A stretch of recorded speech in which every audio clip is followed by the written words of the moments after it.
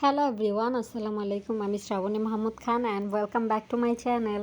আজকে আমি এই কর্নটা কিনে নিয়ে আসছি একটা স্টোর থেকে, কনভিনিয়েন্স স্টোর। তো আমি ভাবছি যে আমি প্রতিদিন রাত্রেই কিছু না কিছু দেখি, মুভি দেখি, নইলে কে ড্রামা দেখি, সিরিজ দেখি, যাই হোক যেটাই দেখতে মন চায়। আমি ভাবছি কি এগুলো আমি আইসা ভাগ করে নিয়ে আমি ভাইজা ভাইজা খাবো, কিন্তু এখন বাসায় আইসা দেখি এগুলো আমি ভাগ করতে পারতেছিলাম না একদমই।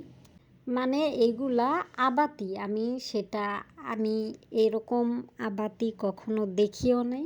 নর্মালি এই যে কর্নগুলো আনে ওগুলো তো আমি ভাইজেই খাইছি। এখন দেখি এগুলা খুলতে পারি না। দেন ইউটিউবে সার্চ দিলাম, সার্চ করে দেখলাম যে এগুলা সেদ্ধ করে খায়, এভাবে পুড়িয়ে খায় বা স্যুপের সাথে মিশিয়ে খায়।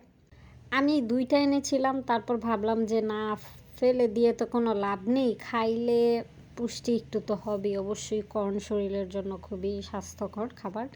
তো আমি এইভাবে চারো সাইডে প্রায় 15 মিনিটের মতো পুড়ায় নিচ্ছি। আপনারা আরও কম সিদ্ধ করতে পারবেন। পুরানোর সময় ওইটা লবণ মাখিয়ে নিতে পারেন, বা আমি করছি কি লবণ অ্যান্ড পানি মিশিয়ে ওইটার সাথে দিয়ে রাখছি, একটু পরপর দিছি।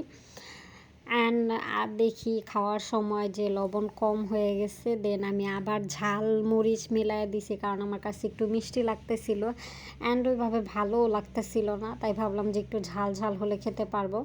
আমি আম্মুকে সাচ্ছি, আমার ছেলেকে সাচ্ছি, আমার হাজব্যান্ডকে সাচ্ছি, কেউ খায় নাই, কেউ খাবে না।